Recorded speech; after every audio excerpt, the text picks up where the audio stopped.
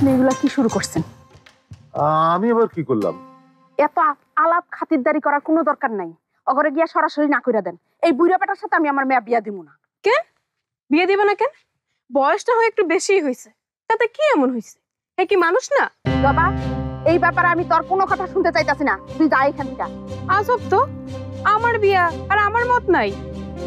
তোর এখনো মত দেওয়ার বয়স হয় নাই। বিয়ার বয়স তো হয়ে গেছে, তুমিই তো কও। এই আপনি জানতো, ওগরে মানা কইরা দেন। ঠিক আছে। চাচা কই যাও? আমি তো ওই ছেলের এই বিয়ে করব। এত সুন্দর টাক, আমি তো প্রথম দেখাতে একদম প্রেমে পড়ে গেছি। পুনরা ছাড়া তো আমার চলবই না। আর তোমরা যদি ওনার লগে আমার বিয়া না দাও, তাইলে আমি ভাইগে গিয়ে উনারই বিয়ে করব। অনেক নাটক হইছে জবা, এবার তুই থাম। তুই ঠিক করে ক, তুই কি চাস? কি চাই বুঝো না? সে পড়তে চায়। তার মধ্যে তুমি বিয়া বিয়া কইরা যাতে ডিস্টার্ব না করো, সেটাই তো সে চায়। আচ্ছা ঠিক আছে, তাই হইব। আপনি যান, যাই অগরে না কইরা দেন। না না চাচা, মানা করে দিও না। আমার এই প্রেম শুরুতে থামাই দিও না। এই জবা, আর নাটক করিস না তো। তুই তো এই বুড়া কেন কাউরে বিয়ে করতে চাস না, সে কথা আমি জানি না। কাউরে বিয়ে করতে চায় না মানে? তার মানে শুরু থেকে নাটক করতে আমার সাথে জবা? আসলে তুমি যাতে ওরে বিয়া দিতে না চাও, তার জন্য এই নাটক সে করছে, তাই না রে জবা? এই কথা চাচিরে তোমার কেমন লাগলো? সমস্যা নাই তো, তোর চাচি কথা দিয়ে ফেলেছে। আমিও কথা তুইলা নিলাম। আজকের পর ভালো কোনো পাত্র আসলে তোর বিয়া করতেই হইবে।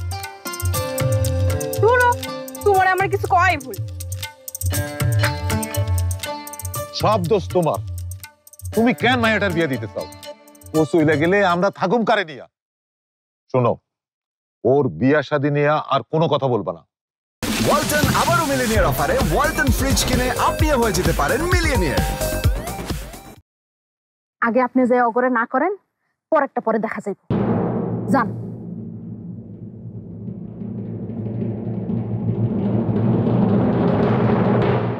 ঘটক সাহেব, লোক তো আইলো না। কাগো মাইয়া দেখাইতে পাঠিয়েছে। এখনো যায় নাই? আরে তারা তো আমার অনেক আগেই কইলো, কাছাকাছি চলে গেছে। আচ্ছা আপনি এক কাম করেন তো, আপনি একটু বাইরে যায় খারান। আমি তো সেই কখন থেকে বাইরে দাঁড়িয়ে আছি, কাউরে তো আসতে দেখলাম না। তাইলে গেল কই? আচ্ছা আপনি ঠিকানা ভুল দেননি তো? আরে না না, আর ঠিকানা আমি সঠিক ঠিকানাই দিছি।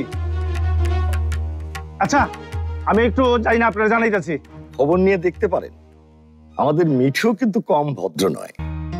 পুরনো ঢাকার যে কোনো কোনায় গিয়ে জিজ্ঞেস করলেই তার ক্যারেক্টার সার্টিফিকেট পেয়ে যাবেন।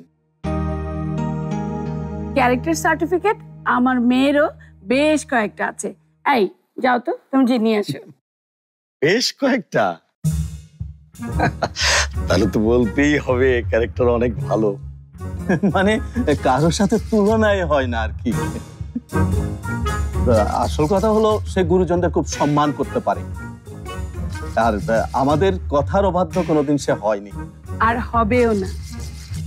আগেই বলেছি আমাদের মেয়ে অনেক সংসারী, সে সব ধরনের কাজ পারে, আপনাদের সবাইকে অনেক যত্নে রাখবে। আচ্ছা আচ্ছা বুঝছি, গুণকীর্তন বহুত হয়েছে, এবার কামের কথা আয়েন, মায়া দেখান। মা, মিনু এদিকে আয় তো।